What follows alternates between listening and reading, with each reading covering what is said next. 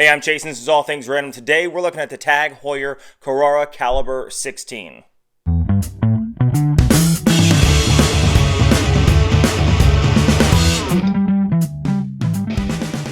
Now, the Tag Heuer Carrera Caliber 16 I used to own myself. I owned it for a short period of time when I bought my wife her Tag Heuer Carrera Pearl Face women's watch. However, this one is not mine. It is a buddy of mine's watch. It is one of his favorite watches, or he bought it in conjunction with one of his favorite watches, which is a Tag Heuer Carrera Caliber 16, but the limited edition in the black PVD case. Now, let's flip the camera around and dive in deep to this watch review. And here it is. The Tag Heuer Carrera Caliber 16 day-date automatic chronograph.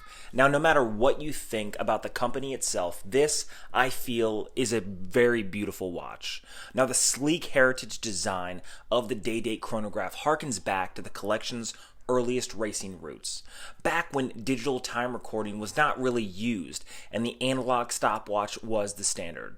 Heuer made its place in the world known by its accuracy in its watches. Now let's break down the watch itself and go hands-on. Now the chronograph is housed in a case measuring at 43 millimeters. It's made of polished stainless steel and is covered with a curved double-coated anti-reflective sapphire crystal.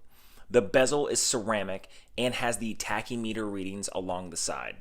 Now the size of the watch can be a little off-putting to some, as the 43 millimeter case seems a little large on the average sized wrist.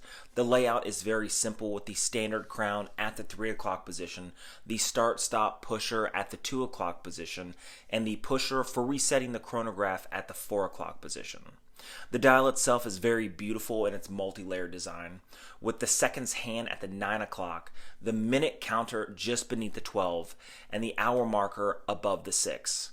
The nice long seconds hand glides effortlessly with a nice red tip marking the individual seconds when the chronograph is started. The Caliber 16 itself is not the best movement in the world, but the chronograph works as it should, and that is accurately. You see, as the second hand crosses over the 12, the 1 minute marker ticks over instantly. The movement has a 42-hour power reserve and beats at 28,800 beats per hour. It also features that day-date complication at 3 o'clock. Like Rolex, the devil is in the details. The way the hour markers are placed, raised and perfectly polished. The window around the date accents the hands, and the red tips on each marker of the chronograph makes it even more legible. The band itself is a solid stainless steel brushed, starting at 22 millimeters and slightly tapers down with a push button milled clasp. Now, I mean, the milled clasp is fine. I just wish it had some micro adjustment, which it doesn't. And it has this weird 3 links, and I just don't know if it sort of matches the style. The push buttons work very smoothly, starting that second hand on the chronograph. Again, the start stop is at that 10 o'clock, and at the 4 o'clock is going to be the reset. You see the hand is very smooth. I'm going to stop it and reset it, and it does exactly what it should. Pops right back into place. The watch is Swiss made and offers 100 meters of water resistance. Now, what are some pros and cons about this watch? Well, one of the things that I really like about this watch, like I said, is the dial. The detail on the dial is fantastic. When it comes to the raised Tag Heuer marker just next to the 2 o'clock position, or the printing of the Carrera, or just the styling on the dial itself, I think they did a great job putting this entire thing together, especially with its functionality.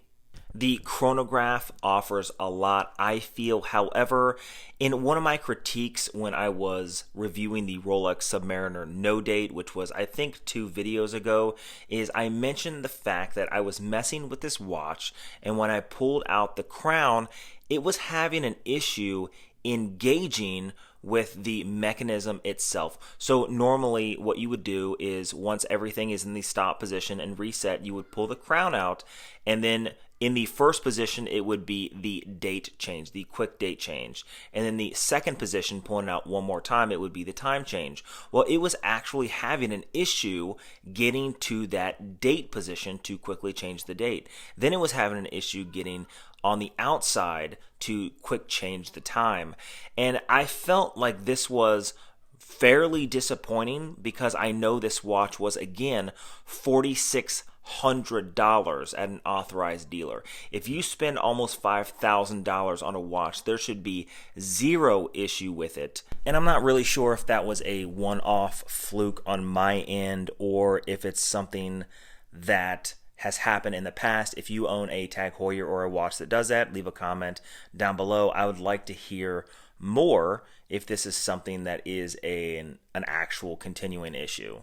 Overall, I feel like this is a very beautiful watch. I feel like it offers a lot of sports notes. It offers a lot of sleek design. It's just, I just think it's a good looking watch. That's why I originally purchased it, but I just couldn't really swallow the $4,600, so I actually returned it because I feel like it wasn't worth that. I feel like this is a watch that is comparable to a Hamilton or Tissot. I know that may be a little hard for some people to believe. However, I truly believe that Hamilton offers a lot in their watches, like the Hamilton Ventura or the Hamilton Khaki Big Pilot offers a lot of details in their watches, and they're a fraction of the price, most hovering just under $1,000 or just over $1,000.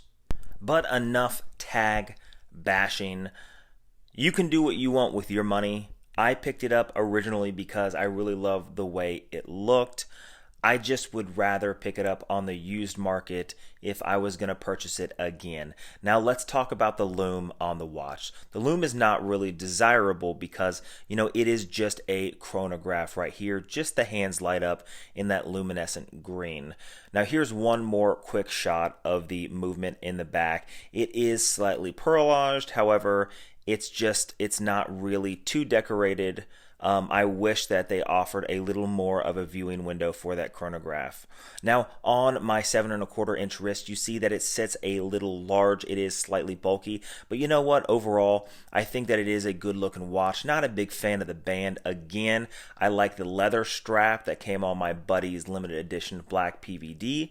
However, I think that this, again, if you like chronographs, Tag Heuer does have a nice history behind its name. Now, as people are shut in for the next few weeks, I'm going to be doing a little more watch stuff on this channel. We'll get back to the normal reviews and electronics and dive videos once the municipal pools open up again, once I can actually get outside and do something other than be trapped here with watches, which isn't necessarily a bad thing. Again, while you're stuck here at home watching these videos, now's a good time to be looking on Amazon, looking on eBay, catching those great deals, and getting some of these watches yourself. Now, if you like videos like this, hit that subscribe button down below and leave a comment of the content you guys would like to see next. Until next time.